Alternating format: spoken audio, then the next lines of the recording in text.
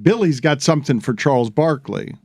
We'll get to that in just a second. No, Turner's got something for Charles Barkley. A lot of money. Well, Turner's got money. There was a lot of talk from Charles Barkley over the last few years, and then someone dropped the bag, and that talk stopped.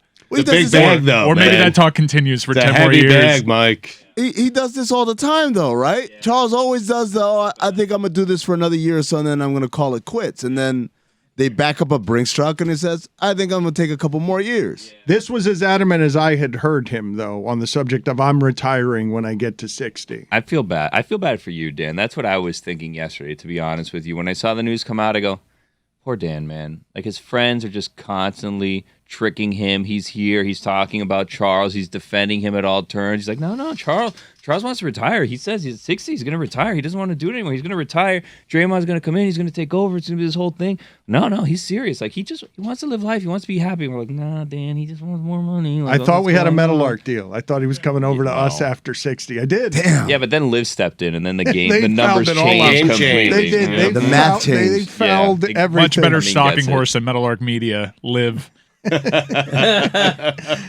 10 years, how much? We don't, probably more, right? He's making $10 million a year, he says, in salary and $10 million a year in endorsement. It's reported that it's a $100 million deal, but people are saying that it could be as much as $200 million. Yeah, and Charles can retire whenever he wants. I think the report was north of 100 million, speculated between 100 and 200 million. And Charles, I believe, if I saw correctly, had a nice little thing put in there where if Turner and TNT lose the NBA, like, he can go wherever he wants streaming wise to go and get the money otherwise. That's very savvy. What are you saying? It was super savvy. And also the reports of anywhere between 100 million and 200 million. It's just your standard $100 million variance. Barkley, by the way, went to Greg Norman just to gin up a fake live offer to increase his market value. That's how you do it. Yeah, people are saying that. You guys feel what's probably coming, right? Is like an inside the NBA locker room schism. We talked about this on an upcoming Stupidity that's coming up.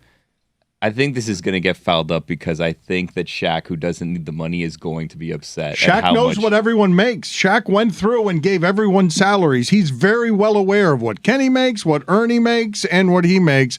And Charles just got them all a pay raise. A really unusual career. I know I use unprecedented a lot, but God almighty, Charles's career to be able to do that into his 70s, to be contractually incredible relevant as a broadcaster when you're approaching 70 years old, because everyone knows you're the linchpin to that show, ESPN, and everyone else is chasing that show when it comes to winning Emmys and groundbreaking television and fun on television. I mean, he's the greatest studio analyst, I think, of all time. He might be better at television than he was at basketball, which is incredible. And what's amazing about it is the analysis often stinks.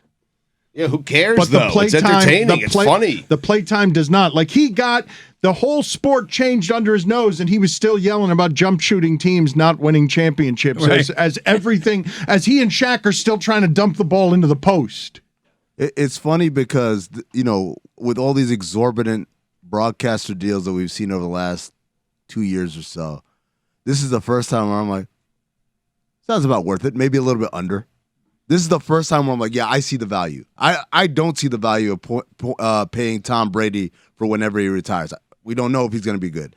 I don't see the value of paying Mike Greenberg or Stephen A. Smith or some of these other guys. Like, Charles Barkley is the first time I'm like, 10 sounds like a good deal. They locked in at a low rate. That's my only late night talk show that I watch now. It's supplanted The Tonight Show for me. I enjoy that late night show. I actually watch it with the sound on, which is the highest compliment I can give anything, because there are so many basketball players that I just flatly don't know how to pronounce their names because they just exist in apps and muted televisions for me. Oh, I thought you said because you learned the pronunciations from Charles Barkley. Right. It's true. That's how Anthony Simons becomes Simmons. Dan, I want to ask you something. You said everyone's going to get a pay raise because Charles just raised the bar over there. You know, my question is, what do you think this means for Lefko? Can we call Lefko and ask him what this means for him? Lefko would be low on the list, given that he's new to the game. He would be low. Dwayne Wade just left. I was bummed about that. They replaced him with Jamal Crawford. Seems like he's left out. Go. I thought. What? No. got robbed. Thank you.